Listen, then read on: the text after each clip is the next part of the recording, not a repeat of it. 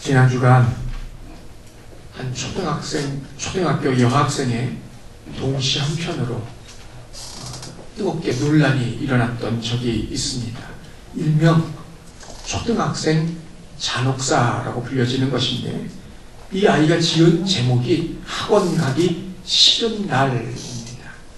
혹시 여러분 잘 보이실런지 모르겠습니다만 차마 제가 제 입으로 말할 수가 없어서 사진으로 대신했습니다. 이 말 하나 사진으로 하나 그게 그거지 뭐가 다르냐라고 할 수 있겠습니다만, 말로 하는 것보다는 그래도 사진으로 띄우는 것이 훨씬 더 나을 것 같아서 사진으로 띄웠고, 혹시 잘 안 보이시는 분 집에 돌아가셔서 학원 가기 싫은 날 한번 검색해 보시면 저 시가 뜰 줄 압니다.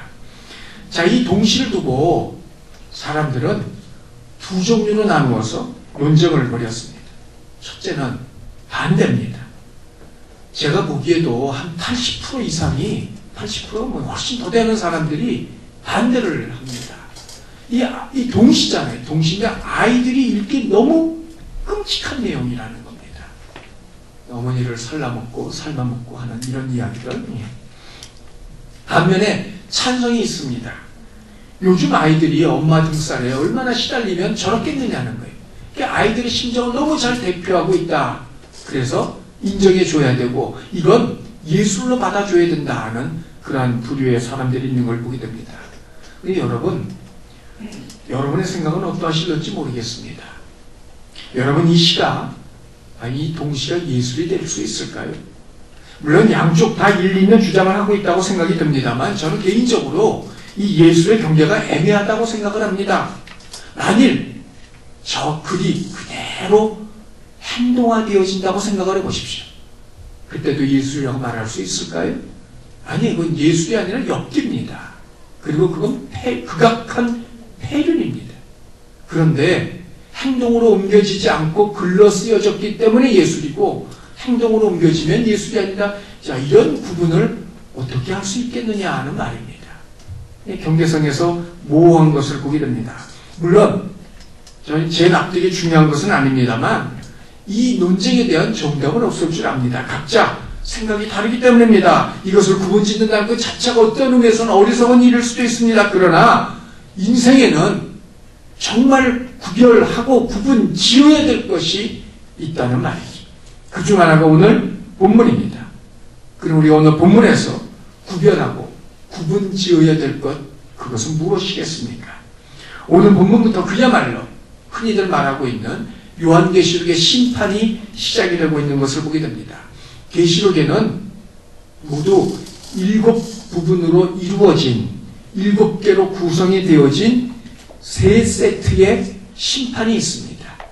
7 인의 심판, 7 나팔의 심판, 7 대접의 심판. 자, 각각 7개로 이루어진 3세트의 심판이 이 요한계시록 16장부터 20장까지 이어져 있는 것을 보게 된다는 그런 말입니다. 자, 이런 3세트의 심판 가운데 첫 번째 세트가 바로 7 인의 심판이고, 그 가운데 우리는 오늘 첫 번째부터 네 번째 인에 대한 그 심판을 보고 있습니다. 1절 보십시오. 자, 1절에 보면 어린 양이 7 인으로 인봉이 되어졌던 두루마리의 첫 번째 인을 떼고 있는 그런 모습을 보게 됩니다. 자, 여러분이 지난주에도 사진을 보셨겠습니다만, 자, 아시피 보시는 것처럼 이 두루마리는 7개의 인으로 봉해져 있어요. 그래서 이 두루마리를 완전히 펼치려면 저 7개의 인봉을 다 떼어놔야만 펼쳐서 읽을 수 있다는 말입니다. 근데 그 두루마리 내용이 과연 무엇이냐? 인간의 부패와 타락, 그로 인한 하나님의 심판을 의미합니다. 그러므로 어떤 의미에서 보면, 이런 각도에서 바라본다면 실제의 심판은 두루마리가 펼쳐졌을 때 비로소 그때부터 시작이 되는 것이고, 그럼 이 이전의 7인은 무엇이냐? 이후부터 등장하는 심판을, 본격적인 심판에 대한 정지 작업, 바로 그것이라 말씀할 수도 있습니다. 자, 이런 일들 가운데 첫 번째 인이 떼어졌을 때, 그리고 이후 네 번째 인까지 각각 어떤 말들과 그 말들을 탄 자들이 등장을 하고, 또 그로 인하여 연출되어지는 그 장면들이 있는 것을 보게 됩니다. 여러분, 이 네 가지 말, 그리고 그 탐자들 하나씩 살펴보고자 합니다. 첫 번째, 흰말을 탄 자입니다. 2절 보십시오. 다 함께 봅니다. 시작. 이에 내가 보니 흰말이 있는데 그 탄 자가 활을 가졌고 면류관을 받고 나아가서 이기고 또 이기려고 하더라. 자, 흰말을 탄 자. 혹시 다른 목사님들 통해서 이 요한계시록 강의를 들으신 분들이 계시는지 모르겠습니다만, 많은 분들이 이 흰말이 탄 자가 누구냐에 대해서 많은 논란이 있는 것을 보게 됩니다. 크게는 세 가지입니다. 첫째는 흰말 탄 자가 누구냐? 예수 그리스도시라는 겁니다. 예수 그리스도. 왜냐하면 승리와 순결을 상징하는 흰말을 탔다는 거예요. 두 번째, 그리고 또 한 가지는 면류관을 쓰고 있고, 세 번째는 이기고 또 이기려 하고 있다는 거죠. 지속적인 이김.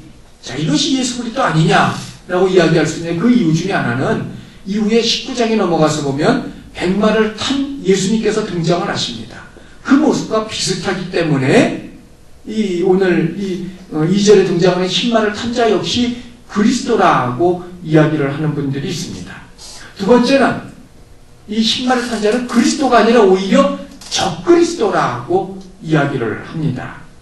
적그리스도가 그리스도를 패러디해서, 왜냐하면 이후에 등장하는 것들이 모두 다 부정적인 것들이거든요. 그러므로 적그리스도라고 보는 분도 있습니다.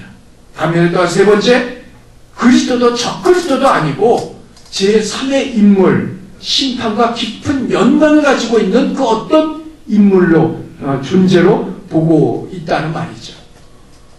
그러나 여러분, 1절에서 보는 것처럼, 우리가 읽은 것처럼 어린 양이신 예수 그리스도께서 지금 인봉을 떼고 계세요. 첫 번째 인봉을 뗄 때 그 보좌에 있던 네 생물 가운데 하나의 생물이 소리를 지릅니다. 오라! 그 소리를 들음과 동시에 흰말을 탄 자가 등장을 하고 있어요. 이 인봉을, 첫 번째 인봉을 누가 뗐어요? 어린 양이신 예수 그리스도가 인봉을 뗐어요. 그리고는 천사가 부름에 흰말을 탄 자가 등장하는데 그리스도랑 이건 모순이 있다는 겁니다. 예수님께서 인봉도 떼고 또 빨리 저쪽으로 이동해서 말 탄 자로 등장을 하고 있고, 이거는 모순적이라는 그런 억지라는 말이죠. 또한 흰말을 탄 자는 네 생물 가운데 첫 번째 생물이 오라 하는 말을 듣고 나타나고 있다는 겁니다. 예수님은 천사를 부리는 분이지 천사의 말을 듣고 오라 가라는 그 말을 듣고 행하시는 분이 아니라는 말입니다. 또한 오늘 본문에 보면 이 흰말을 탄 자가 면류관을 받았다라고 말하고 있습니다. 이 면류관, 이 헬라말로 하면 이 스테파노스인데, 근데 이 받았다, 수동명이, 그리고 단수를 말하고 있어요. 하나만 쓰고 있다는 겁니다. 그러나 반면에 19장에 넘어가서 보면 백마를 탄 그 예수님, 그분은 많은 관을 쓰고 계시다고 말하고 있고, 거기서 말하는 관은 오늘 본문 2절에 말하고 있는 면류관과는 전혀 다른 단어인 것을 보게 된다는 겁니다. 그렇다면 이분이 누구인지 우리는 짐작할 수 있지 않겠어요? 또한 오히려 예수님께서는 계시록 2장 10절에 보면 면류관을 주시는 분이지, 내가 내게 생명의 면류관을 주리라, 면류관을 주시는 분이지 받아서 쓰시는 분이 아니라는 거예요. 또 한 가지가 있습니다. 이후에 오늘 등장하는 이 네 말과 이 말을 탄 자 모두 다 실제적인 인물이 아니라 어떤 상징적인 존재를 말하고 있다는 거예요. 그럼 세 마리 말, 그리고 그 탄 자들은 다 상징적인 존재인데 예수님만 이 실제적인 존재로 보는 것은 해석의 통일성상의 원리에서 어긋나는 이야기라는 거죠. 그렇다면 첫 번째 이 흰말을 탄 자는 예수님이 아님을 알 수 있다는 겁니다. 또한 적그리스도도 아닙니다. 왜냐하면 적그리스도는 훨씬 이후에나 등장하고 있기 때문에 그렇습니다. 그래서 남은 건 하나겠죠. 심판과 관계된 어떤 인물입니다. 그러나 인물이라고 해서 실제 인물을 말하는 것이 아닙니다. 앞서 말씀드린 것처럼 여기서 말하고 있는 네 마리 말과 그 타고 있는 자들, 그들은 실제 인물이 아니라 어떤 상징적인 존재라는 거예요. 그리고 그들이 가져온 장면, 상황, 바로 그 자체라는 말입니다. 자, 그러면 첫 번째 인을 떼고 흰말을 탄 자가 나왔을 때 그때 장면이 무엇입니까? 2절을 다시 보십시오. 2절에 보면 면류관을 받고 그래요. 이 면류관, 자, 이거는 생명의 면류관이 아닙니다. 이건 승리하였을 때 씌워주는 월계관, 바로 그걸 말해요. 승리를 상징하는 겁니다. 그다음 두 번째, 활을 가졌다고 그래요. 활, 이거는 힘을 말하고 있습니다. 그런데 활만 있지 화살에 대한 언급이 없습니다. 물론 화살도 갖고 있지 않겠냐라고 이야기할 수 있겠습니다만, 이거는 그가 화살을 사용하지 않으면 알 수 있다는 거예요. 또 세 번째, 이기고 또한 이기려 하고 있다. 실제 이김이 아닙니다. 지속적인 승리에 대한 열망을 상징하고 있는 겁니다. 당시의 로마 군대는 천하무적이었어요. 그래서 세계를 제패한 것 아닙니까? 그런데 유독 파르티안이라고 불려지는 그 나라에게만 2번 전쟁을 통해서 패한 적이 있습니다. 그 이유가 뭐냐? 이 파르티안에는 아주 유명한 것이 하나 있어요. 100마를 탄 궁수들이었어요. 10마를 타고 나타난 활 쏘는 이들을 말미암아 로마 군대가 아주 정말 초계와 같이 무너졌어요. 2번을 패퇴를 했고 심지어 항복까지 했어요. 전쟁에서 말입니다. 그래서 그때부터 이 100마를 탄 궁수 이들은 로마 군인이나 그 당시 사람들에게는 공포의 대상입니다. 누구도 감당할 수 없는, 막아낼 수 없는 그런 막강한 힘을 가진 존재, 바로 그들이었다는 겁니다. 자, 그러므로 이 승패를 떠나서 누구도 당할 수 없는 어떤 존재를 말하고 있는데, 그건 바로 이 10마를 탄 자, 그건 인간의 끝없는 욕망을 의미하고 있는 겁니다. 인간의 끝없는 욕망, 탐욕입니다. 누구도 맞설 수 없고, 맞선다는 걸 누구도 이길 수 없는 겁니다. 인류 역사를 보십시오. 인류 역사 자체가 욕망과 탐욕의 역사입니다. 이 탐욕 때문에, 욕망 때문에 끊임없이 땅을 빼앗았어요. 끊임없이 가지려 하고 넓히려 하고 되려고 하고 있고, 그 일로 인해서 모든 일들이 바로 역사 그 자체가 아니냐 하는 말입니다. 수많은 나라들끼리의 전쟁과 쿠데타를 보십시오. 그냥 일어난 것이 아닙니다. 인간 속에 있는 이 탐욕 때문에 전쟁이 일어나고 쿠데타가 일어나는 건 아니겠어요? 우리나라 같은 경우에 보십시오. 갑자사와 무오사와하고 불려지는 그 사화들, 그 사화들의 내면 속에 무엇이 도사리고 있는지를 말입니다. 상대에 대한 모함, 그건 역시 끊임없이 정권을 쥐고자 하는 탐욕으로 말미암은 것 아니냐 하는 말입니다. 그러므로 인류의 역사는 탐욕의 역사, 욕망의 역사라고 이야기할 수 있습니다. 흰말을 탄 자, 그건 인간의 끝없는 욕망을 말하고 있는 것입니다. 두 번째 인을 뗄 때 등장한 이가 있습니다. 붉은 말을 탄 자입니다. 3절, 4절을 보십시오. 자, 둘째 인을 뗄 때 오라 함에 등장하는 존재가 4절에 보면 붉은 말을 탄 자가 등장을 하는 것을 보게 됩니다. 자, 그런데 그가 나옴으로 말미암아 땅에서 화평이 제거가 되었다고 해요. 평화가 사라졌다는 겁니다. 그리고는 서로 죽이게 하고 있다는, 자신이 직접 죽이는 것이 아니고 사람들끼리 죽이게 만들었다는 겁니다. 그리고는 큰 칼을 가졌더라. 여러분, 이게 사실 이 단어 자체가 모순입니다. 왜냐하면 큰이라는 이 단어는 메가스라는 단어, 우리말로 하면 이게 메가톤급 아주 큰 위대한 그런 의미를 가지고 있고 외형적으로 큰 것을 말하고 있어요. 그런데 이 칼이라는 단어는 장검이 아니라 단검이, 그 다음에 여러분 이 말을 합치면 우리말로 온 게 무슨 말이 되겠어요? 긴 단검, 그런 뜻입니다. 여러분, 단검이 무슨 단자예요? 짧은 단자 아니에요? 근데 긴 단검이라는 게 있을 수 있겠어요? 길면 단검이에요? 그게 장검이지. 이 말 자체가 모순인데, 근데 여기서 말하고 있는 게 무슨 의미겠어요? 이렇게 표현한 것은 그 칼, 그건 힘, 바로 그걸 상징적으로 말하고 있는데, 그 칼이 가지고 있는 힘의 권세가 어느 정도인지를 의미해 주고 있는 이야기라 하는 말입니다. 그만큼 강력하다는 거예요. 자, 학자들에 따라서 이 붉은 말을 한 자를 역시 실제 사람이 아닌 전쟁 혹은 내전 혹은 분쟁 이런 것들을 의미하고 있다고 보고 있습니다. 꼭 전쟁이다, 내전이다, 분쟁이다 딱 집어 말할 수는 없겠습니다만 사람들끼리 사이에서 죽이는 싸움이고 그로 인해서 서로 죽이는 일들이 일어나고 있어요. 더더군다나 마지막에 보면 서로 죽이게라는 그 단어에서 죽인다는 그 단어는 일방적인 살육과 도살입니다. 하다 보니까 부지불식간에 부득이하게 혹은 피치 못해서 아니면 우연히 이런 의미가 아닌 의도적인 아주 대량 학살과 살육을 말하고 있습니다. 뭐겠어요? 전쟁이죠, 전쟁. 의도적으로 사람을 이렇게 죽이는 것. 전쟁 아니겠어요? 그러므로 이 두 번째 붉은 말을 탄 자, 그는 전쟁을 말하고 있습니다. 세 번째 인을 뗄 때 등장하는 이가 있습니다. 검은 말을 탄 자입니다. 5절, 6절에 보면 이제 세 번째 인을 뗄 때 검은 말을 탄 자가 등장을 하는데, 자, 그런데 자세히 보니까 그의 손에 저울이 들려 있어요. 저울이란 무엇입니까? 물건의 무게를 특정해서 재는 것, 다는 것, 그게 저울입니다. 아마도 그 당시에 저울이 어떤 저울인지는 알 수 없습니다만 사진을 보여주죠. 아마 이런 저울이 아닐까라고 생각이 됩니다. 자, 그런데 이 저울을 가졌다는 것은 무언가 달고 재겠다는 의미 아니겠어요? 그것도 정량대로 아닙니다. 우리가 흔히 물건을 사고 팔 때 기분이 좋으면 더 줄 수도 있고 덜 받아갈 수도 있어요. 그렇지 않아요? 그런데 저울을 가졌다는 것은 정확하게 재겠다는 의미입니다. 그럼 뭘 재겠다는 이야기일까요? 6절에 보면 밀과 보리라고 말하고 있어요. 그냥 6절에 보면 자세히 보십시오.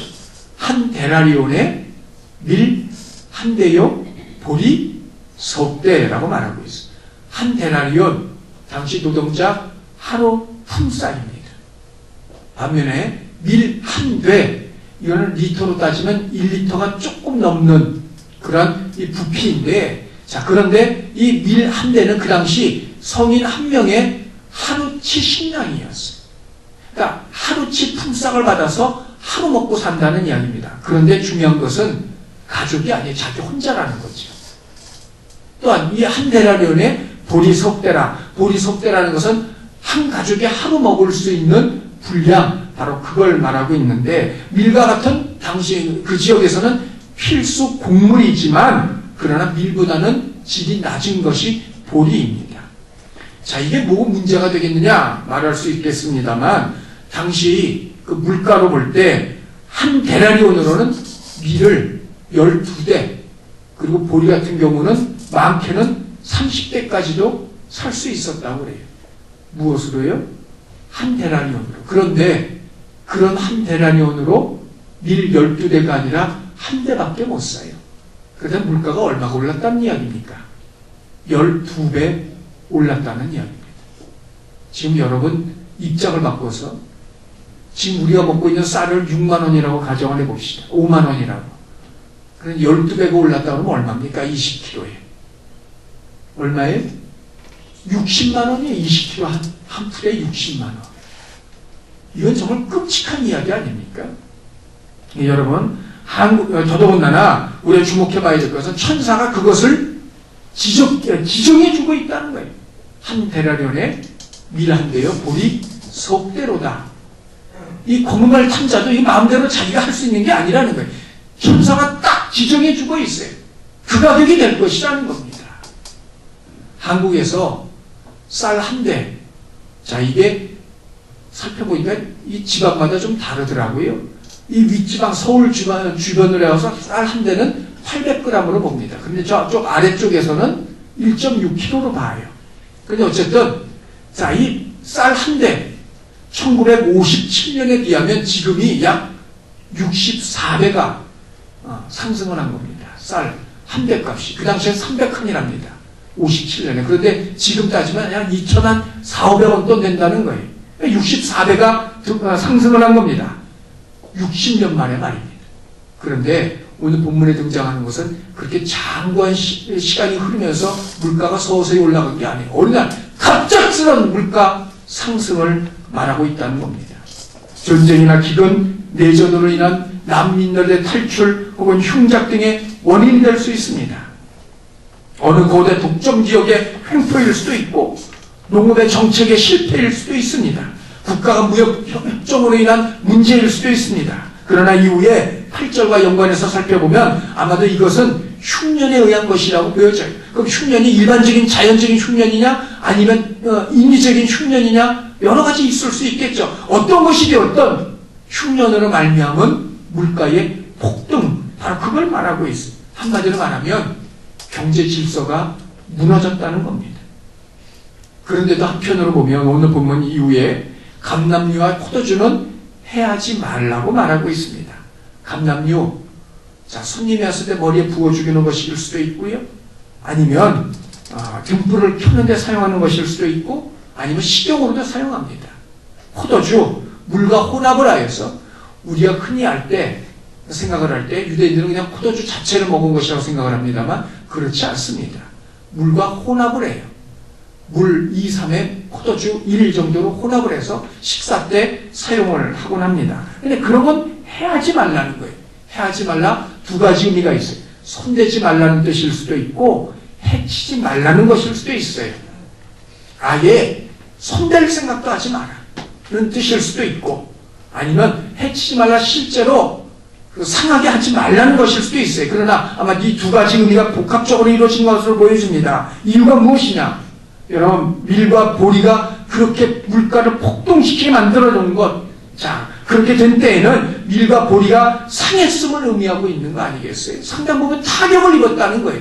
그런데 감람류와 포도주는 그렇지 않다는 거예요. 여기에 대한 해석 또한 여러 가지 분분합니다. 그 이유가 무엇인지 말입니다. 그러나 어떤 이유든 핵심은 하나입니다. 고문한 탄자는 어떤 특정, 그것도 특별히 생존에 필수적인 어떤 것들에 대한 물가 상승을 의미하고 있습니다. 흉작으로 말미암은 물가의 상승, 경제 질서의 무너짐, 그것이 검은말 탄자입니다. 네 번째, 인을 뗄 때 등장하는 이가 있습니다. 그는 청황색 말을 탄 자입니다. 청황색, 원문의 의미를 보면 여러분이 앞에서 보고 있는 건 이런 나무니까 같은 푸른색입니다.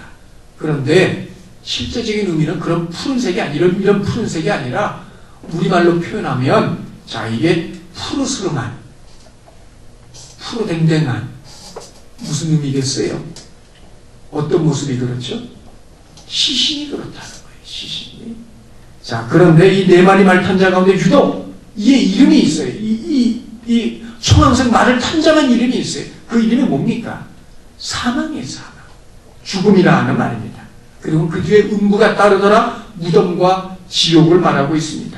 그리고 이 자는 이름 그대로 수많은 이들을 죽음으로 몰아넣고 있어요. 8절 다시 보십시오. 땅의 4분의 1의 권세를 받았다. 자, 전체 가운데 4분의 1을 해할 권세를 가지고 있다는 이야기입니다. 그 결과 검으로 전쟁입니다. 흉년으로 기근입니다. 그리고 사망, 이 사망이라는 단어가 다른 말로 사용이 되어지면 이게 전염병이라는 단어로도 사용이 될 수 있어요. 질병으로 사람들을 죽여요. 얼마큼 죽여요? 4분의 1을 죽였다 하는 말이에요. 지금 현재 인구 수대로 이야기를 하면 대략 18억이 이로 말미암아 죽어나가는 것을 보게 된다는 말입니다. 네 사람 가운데 한 사람이 죽는다는 거예요. 청황색 말을 탄 자, 그건 말 그대로 사망입니다. 자, 이상 7개 인 가운데 첫 번째부터 네 번째 인까지의 내용이고 오늘 본문의 내용입니다. 그런데 오늘 본문에 등장하는 이 네 마리 말과 그 탄자들은 제각기 다른 모습을 하고 있습니다만 자세히 보면 하나의 긴밀한 연관성을 가지고 연속성에서 나오고 있는 것을 보게 됩니다. 다시 네 개의 인과 그 인들이 떼어질 때마다 등장하는 것들을 바라보십시오. 첫 번째 인이 떼어짐에 흰말 탐자가 등장을 했어요. 흰말 탐자, 탐욕, 욕망이라고 말씀을 드렸어요. 두 번째 인을 뗄 때 붉은 말 탐자가 등장했다고 그랬어요. 탐욕이 일으킨 전쟁 혹은 내전, 쿠데타, 분쟁을 말할 수 있습니다. 세 번째 인을 뗄 때 검은 말 탐자가 등장을 하고 있다고 그랬어요. 전쟁으로 말미암은 땅의 황폐화. 왜? 농사를 지을 수 없잖아요. 전쟁이라는데 어디서 농사를 짓겠어요. 당연히 땅이 황폐화될 수밖에 없고 그로 말미암은 흉작, 그로 인한 물가 상승, 바로 그걸 말하고 있고요. 네 번째 인, 청황색 말이 등장합니다. 자, 그건 이 모든 것들을 말미암은 사망입니다. 전쟁으로 죽어나갑니다. 굶어서 죽어나가고 있습니다. 8절을 다시 보십시오. 땅 4분의 1이 죽는데 검과 흉년과 사망으로 그들 가운데 그런 일들이 일어날 것을 말하고 있습니다. 결국 이 모든 말, 다시 말하면 붉은 말, 검은 말, 청황색 말이 등장하게 된 가장 궁극의 이유가 뭡니까? 하나입니다. 흰 말이 등장했기 때문에 그렇다. 그럼 흰말 탄자가 누구예요? 앞서 말씀드린 것처럼 그건 탐욕입니다. 결국 이 모든 걸 끌어낸 게 무엇입니까? 탐욕입니다. 인간의 끝없는 탐욕. 그러면 2절에서는 이기고 또 이기려고 하고 있다 말하고 있어요. 결코 멈출 줄 모르는 욕망을 말하고 있는 겁니다. 인간 세상에 어떻게 죄가 들어왔는지 여러분 깊이 묵상해 보십시오. 아담과 하와가 선악과를 따먹은 이유가 무엇입니까? 오직 하나, 하나님처럼 되기 위해서였어요. 피조물임에도 사람임에서도 불구하고 하나님이 되려고 하는 것, 그건 탐욕이고 욕망이었습니다. 자, 그로 말미암아 시작된 죄는 시기심에 아벨을 죽인 가인에게서 뿐만 아니라 하나님의 명령을 거절한 바벨탑 쌓기에서 또 뿐만 아니라 심지어는 매일 구름기둥과 불기둥을 보고 매일같이 만나는 먹음에서도 하나님을 원망하였던 이스라엘에게서도 찾아볼 수 있다는 겁니다. 이 탐욕을 말입니다. 그래서 누가복음 12장 15절에서는 예수님께서 말씀하시는 모든 탐심을 물리치라고 말씀을 하셨어요. 이유는 골로새 3장 5절에 말하고 있는 것처럼 탐심은 우상 숭배이기 때문에 그렇습니다. 우상 숭배, 그것이 자신이든 아니면 다른 것이든 탐심은 하나님을 거역하게 만들고 대항하게 만드는 가장 큰 죄악이 우상 숭배이기 때문에 그래요. 이 탐심은 단지 물력적인 탐심만을 의미하는 것이 아닙니다. 사람이 가질 수 있는 시기심도 여기에 속합니다. 인정받고자 하는 욕구, 그리고 되고자 하는 그 욕망, 그 모든 것들을 다 포함하는 것 이야기입니다. 1964년 도쿄 올림픽을 앞두고 좁은 메인 스타디움을 허물고 새로운 조금 더 넓은 그 메인 스타디움을 지어야만 했어요. 당연히 그렇게 넓히려면 그 메인 스타디움이 있는 주변에 있는 몇몇 집들을 헐어야만 했습니다. 근데 그 가운데는 지은 지 3년밖에 안 되는 그런 새 집도 있었어요.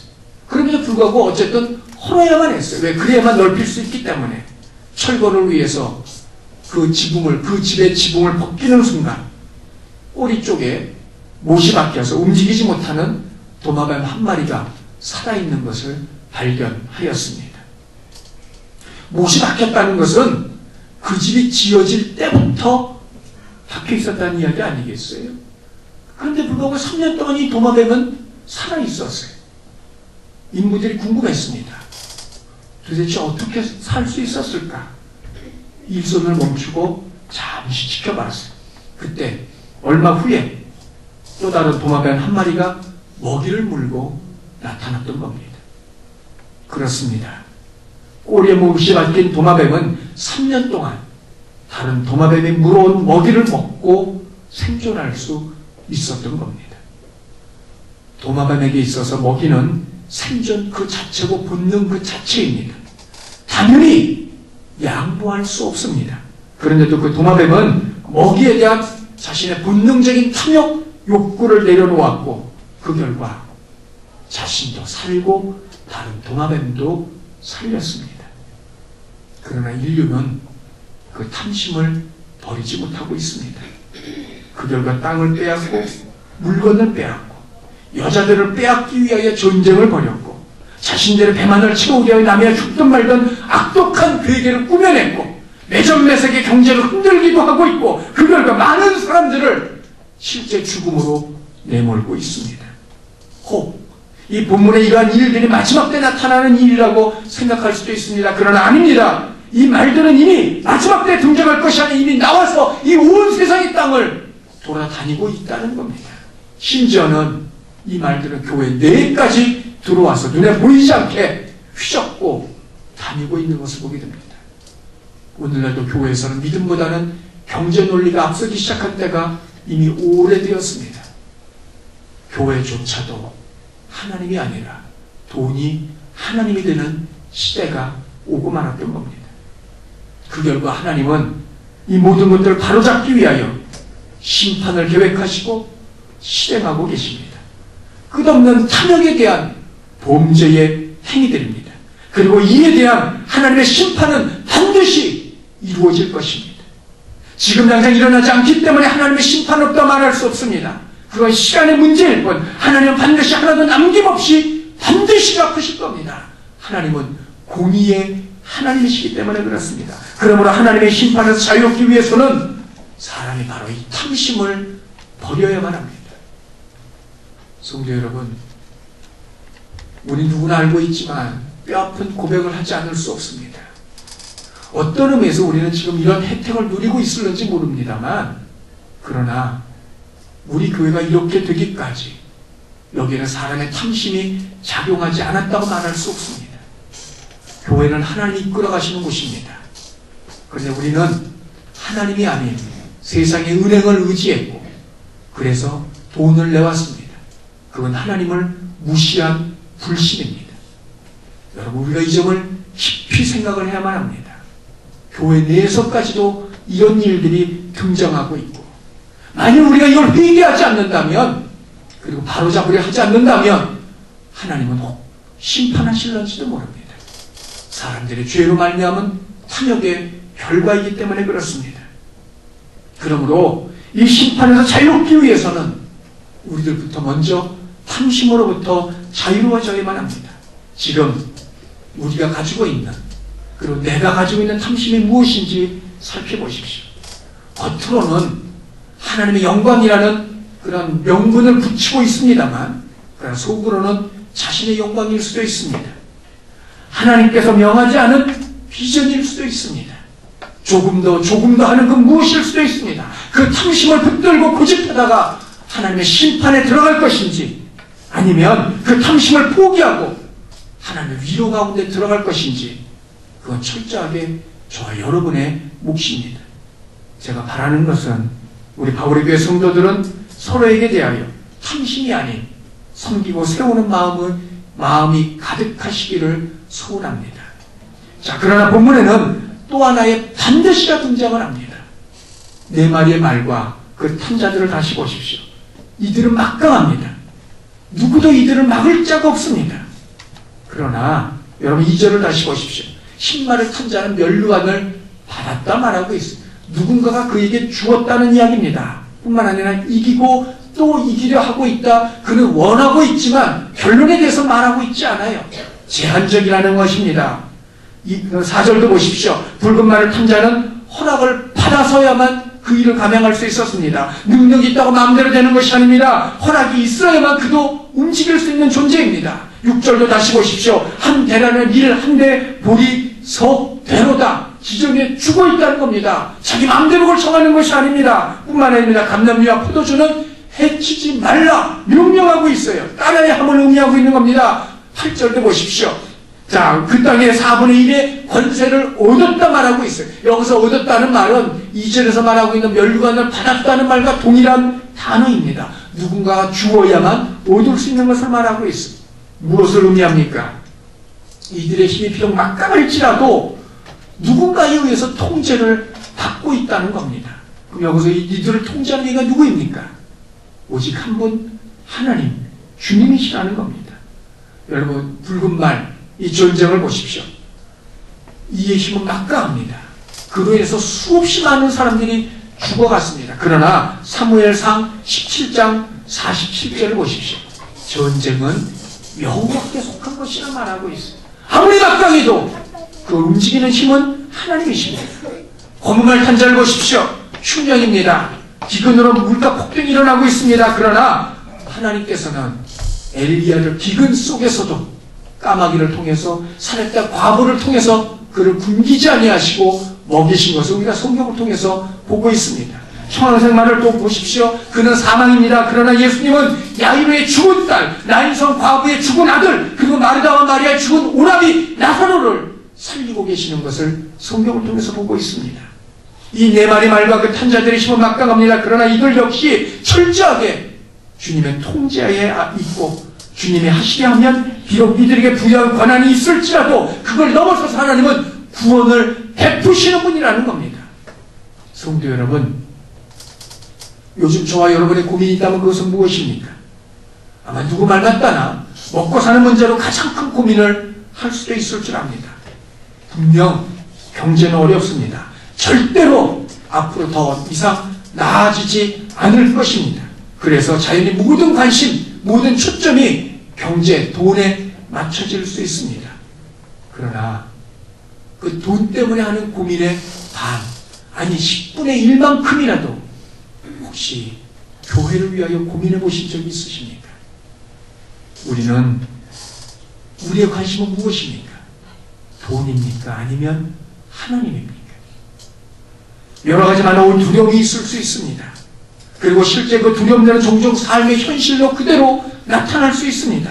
그래서 잃을까, 당할까, 사라질까 두려워하고 있습니다. 그러면 그 두려움의 10분의 1만큼이라도 자신과 자녀들의 믿음을 잃어버릴까, 그들의 믿음이 사라질까 혹시 두려워해 보신 적이 있으시냐는 말입니다. 우리는 지금 무엇을 믿고 있습니까? 무엇에 대한 두려움을 갖고 있습니까? 현실에 대한 두려움입니까? 아니면 하나님에 대한 두려움입니까? 세상이 어려운 것은 분명한 사실입니다. 그리고 세상은 반드시 유무용으로 점점 더 어려워질 것입니다. 반드시 갚으시는 하나님의 심판이 있기 때문에 그렇습니다. 그럼에도 우리가 잊지 말아야 될 것이 있습니다. 반드시 행하시는 그 하나님의 심판 속에 숨겨진 하나님의 자비하시고, 그리고 이 자비하시는 말미암은 하나님의 반드시 이루실 구원, 그걸 우리가 잊어서는 안 된다는 말입니다. 하나님은 반드시 심판하실 겁니다. 그러나 반드시 또한 하나님은 구원하실 것입니다. 그러므로 아무리 어렵다 할지라도 이런 때에 우리들이 해야 될 일이 있습니다. 이 믿음을 가진 사람, 그가 할 수 있는 건 한 가지입니다. 하박국 3장 2절 보십시오. 여호와여, 내가 주께 대한 소문을 듣고 놀랐나이다. 하박국 자체, 제가 이 하박국 강의할 때도 말씀을 드렸습니다만, 하박국의 궁극적인 내용이 무엇입니까? 범죄한 유다를 하나님께서 바벨론을 통해서 심판하시겠다는 거예요. 거기서 끝이는 것이 아니, 하나님의 유다의 심판의 도구로 사용하셨던 바벨론도 또한 심판하시겠다고 말씀하고 계세요. 오늘 본문 3절 2절에 말하고 있는 것, 내가 주께 대한 소문, 이건 단지 들리는 말이 아닙니다. 주님께서 하신 말씀이 어떤 말입니까? 바벨론을 통해서 유다를 심판하리라. 그러나 그 바벨론도 내가 심판하리라는 그 말씀, 바로 그걸 말하고 있는 겁니다. 그 소문을 듣고 놀랐나이다. 여호와여, 주는 주의 일을 이 수년 내에 부응하게 하옵소서. 부응하게 반드시 실현시켜 주옵소서라는 말이에요. 여기서 말하는 주의 일은 어떤 거예요? 유다를 바벨론을 통해서 심판하고 그 바벨론을 다시 심판하신 바로 그 일을 말하고 있는 겁니다. 자, 그렇다면 지금 하박국 선지자는 자기 민족을 심판해달라고 하나님 앞에 기도하고 있는 겁니다. 그러나 그의 기도는 거기서 멈추지 않습니다. 마지막을 보십시오. 진노 중에라도 긍휼을 잊지 마옵소서. 하나님이 유다를 심판하시는 그 가운데서라도 변함없는 그 사랑을 베풀어 주옵소서. 하박국은 기도하고 있습니다. 인간의 탐욕으로 인한 하나님의 심판은 반드시 있을 겁니다. 그러나 그 가운데서도 하나님의 자비로 말미암은 구원 또한 역시 반드시 있을 겁니다. 그러면 우리는 이 믿음을 얻기 위하여 반드시 이 믿음을 가져야만 합니다. 한 엄마가 아주 좋은 음식을 차려놓고 아들을 불렀어. 엄마 말, 아들아, 엄마는 얼굴도 예쁜데 요리도 잘해. 그렇지? 자, 그런데 이걸 사자성어로 하면 뭐라고 이야기할 수 있을까? 엄마는 금상첨화를 기대하고 아이에게 물었어. 근데 아이 왈, 자화자찬. 자, 무색해진 엄마가 아들을 한 번 더 가로칩니다. 아니, 그거 말고 다른 거. 아들 왈, 어이상실. 엄마가 화가 났어요. 소리치면서 이야기를 합니다. 그거 말고 금자 들어가는 거. 아이가 말합니다. 금시초문? 여러분, 엄마나 아들이나 세상을 바르게 잘 살려면 분별을 잘해야 됩니다. 구분을 잘해야 되고요. 세상은 분명 점점 더 어려워질 것입니다. 심판으로 나아가고 있기 때문에 그렇습니다. 그러면 여러분, 먼저 이걸 분별할 줄 알아야 돼요. 세상은 절대로 나아지지 않을 겁니다. 그것이 첫 번째 분별입니다. 왜냐하면 하나님의 심판을 향하여 나아가고 있고 하나님 반드시 심판하실 것이기 때문에 그렇습니다. 그러나 우리가 두 번째 분별할 것이 있습니다. 아무리 상황이 어려워도, 상황은 어렵다 할지라도 반드시 하나님의 구원이 있다는 것을 분별해 내야 된다는 겁니다. 그렇습니다. 세상은 분명히 더 나아지지 않겠지만, 그러나 하나님은 그 가운데서도 반드시 구원하실 것입니다. 이걸 구별해 낼 줄 알아야 되고, 그 믿음을 반드시 가져야 한다는 말입니다. 어려운 상황이지만 그렇게 될 것이고 될 수밖에 없는 그런 일들이지만 그 안에서도 하나님의 자비와 긍휼이 반드시 있음을 분별하는 것. 아무리 상황이 어려워도 하나님은 반드시 구원이 있을 것을 믿으며 어려움 속에서도 무엇이 하나님의 심판이고 무엇이 하나님의 자비에 대한 구원인지를 구별해 내야 될 줄 압니다. 반드시 심판이 있겠지만 또한 반드시 하나님의 구원이 있음을 믿고 심판 속에서도 하나님의 구원을 분별해 내는 것. 그것이 바로 저와 여러분이 가지고 있는 그 믿음입니다. 성도 여러분, 이 믿음을 가지고 계십니까? 그렇지 않다면 먼저 탐욕을 버리십시오.